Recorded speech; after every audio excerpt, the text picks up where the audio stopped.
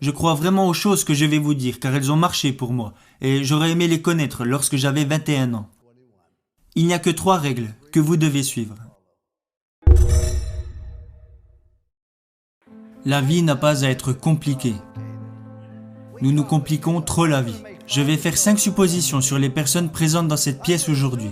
Je suis prêt à parier que vous voulez réussir votre vie professionnelle. Je suis prêt à parier que vous voulez réussir votre vie personnelle. Je suis prêt à parier que vous avez besoin de vous sentir utile. Je suis prêt à parier que vous voulez vous sentir en sécurité pour votre avenir. Et le 5e point est que je suis prêt à parier que vous voulez aller au paradis. Je vais maintenant vous donner un plan simple pour réussir les 5, parce que vous n'avez pas besoin de sacrifier votre vie religieuse ou votre vie personnelle pour réussir professionnellement. Tout est lié et ce n'est pas compliqué. J'ai toujours essayé de ne jamais me compliquer la vie. Vous rendez-vous compte qu'un arc-en-ciel comporte seulement 7 couleurs ? Seulement 7. Regardez ce que Michel-Ange a réussi à faire avec ces 7 couleurs. Il existe seulement 7 notes de musique. Regardez ce que Beethoven a réussi à faire avec ces 7 notes. Il existe seulement 10 chiffres. Regardez ce que Bernard Madoff a réussi à faire avec ces 10 chiffres. Le point que je veux soulever est que la vie n'a pas à être compliquée. Vous avez besoin de 4 choses dans votre vie. Et s'il vous manque une de ces 4 choses, vous ressentirez un vide énorme. Premièrement, tout le monde a besoin d'avoir quelque chose à faire. Deuxièmement, tout le monde a besoin d'avoir quelqu'un à aimer. Troisièmement, tout le monde a besoin de croire en quelque chose et dans mon cas, je crois en Jésus-Christ, notre Seigneur et notre Sauveur. Et le 4e point dont vous avez besoin dans votre vie est que vous devez avoir un but à atteindre. Que voulez-vous faire maintenant ? Ayez des buts et des rêves ambitieux. Je crois que c'est absolument essentiel. Ne reproduisez pas les erreurs que j'ai commises. J'ai fait beaucoup de choses stupides dans ma vie, mais laissez-moi vous révéler la bêtise que je regrette le plus. Quand j'ai débarqué à l'université de Notre-Dame, j'ai pris l'équipe qui était au plus mal pour la mener au sommet pendant 9 années consécutives. Chose que personne n'avait réalisée avant et que personne n'a refait depuis. Nous sommes arrivés au sommet et nous y sommes restés. Voilà la chose que je regrette le plus. Vous savez, il y a un dicton qui dit « Vous progressez ou vous mourrez.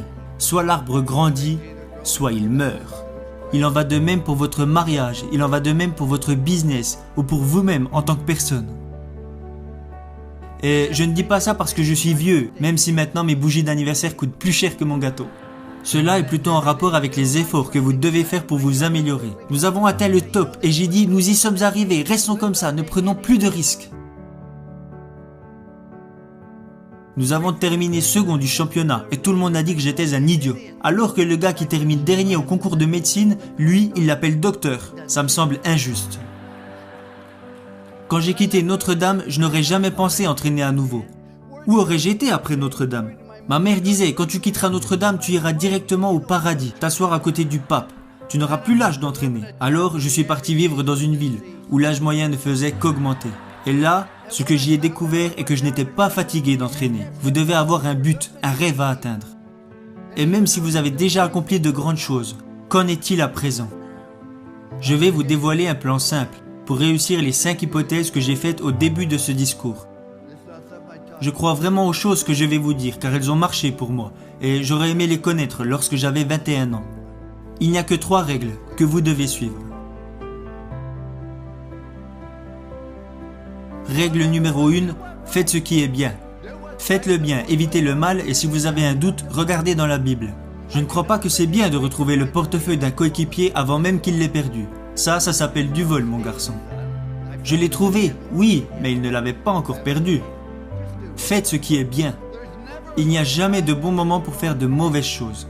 Et il n'y a jamais de mauvais moment pour faire de bonnes choses. Faites le bien et soyez honnête avec vous-même. Jeunes gens, profitez de la vie. Amusez-vous. Vous allez avoir des problèmes, vous allez rencontrer des difficultés. Ça fait partie de la vie. Ce n'est pas parce que vous êtes diplômé que vous n'aurez pas de problème. Et ne racontez pas vos problèmes à tout le monde. Savez-vous que 90% des personnes n'en ont rien à faire ? Et les 10 autres pourcents sont contents que vous les ayez, alors vous feriez mieux de les garder pour vous. Vous allez avoir des problèmes, alors amusez-vous dans tout ce que vous faites. Et si vous aimez vraiment ce que vous faites, les gens prendront du plaisir à être à vos côtés. À chaque fois que je me réveillais les jours de match, je me disais « Aujourd'hui sera une journée incroyable ». Et je le pensais vraiment, car si vous aimez vraiment ce que vous faites, les gens prendront du plaisir à être à vos côtés.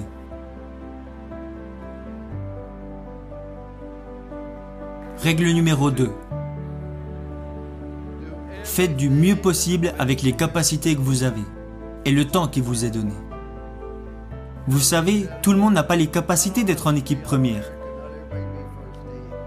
Mais tout le monde se doit de donner le maximum qu'il est capable de donner. Si vous voulez échouer, alors vous avez le droit d'échouer. C'est ça qui est génial dans ce pays. Vous n'avez pas le droit de faire échouer les autres si vous n'exploitez pas au mieux vos capacités. Vous avez mis un enfant au monde. Vous avez un business. Vous avez rejoint une équipe. Vous avez des obligations et des responsabilités envers d'autres personnes. C'est pourquoi vous vous devez de donner le maximum de ce que vous êtes en mesure de donner, dans tout ce que vous faites. Ce n'est pas compliqué. Vous savez, jeunes gens, je suis né avec une cuillère d'argent dans la bouche. Je suis né à Follansbee, en Virginie occidentale.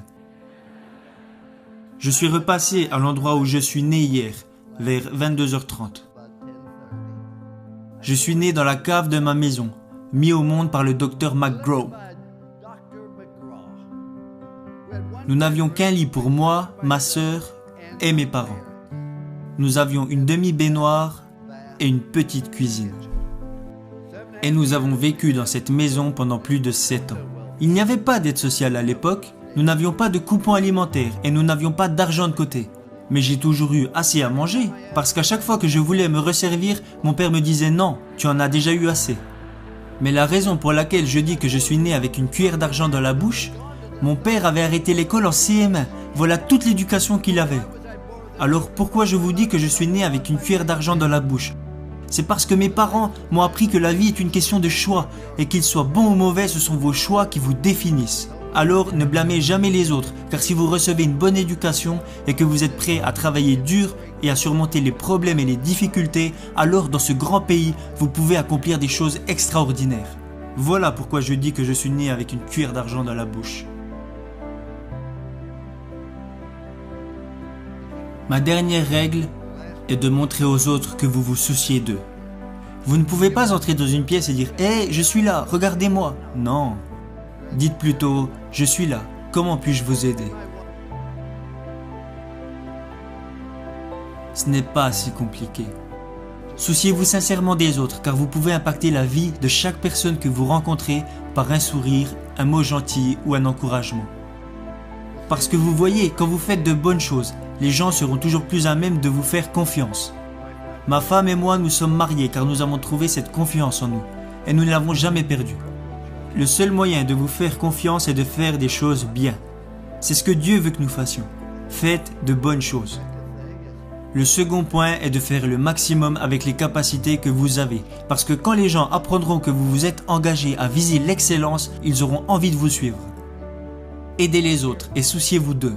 Parce que beaucoup d'entre vous vont avoir du succès et gagner beaucoup d'argent. Mais quand vous mourrez à la fin, à quoi vous servira-t-il? Mais heureusement, beaucoup d'entre vous vont plutôt choisir de devenir signifiants.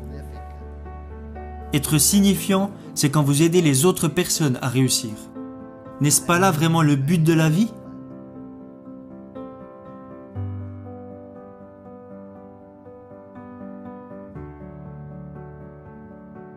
J'aurais aimé connaître ces 3 règles lorsque j'avais 21 ans, et je les utilise maintenant depuis plus de 40 ans. C'est pour cela qu'il y a une statue de moi devant l'école, même si je pense qu'ils l'ont plutôt mise là pour que les pigeons puissent se reposer. Mais si vous la regardez bien, il y a 3 mots inscrits au pied de cette statue. Confiance, engagement, amour.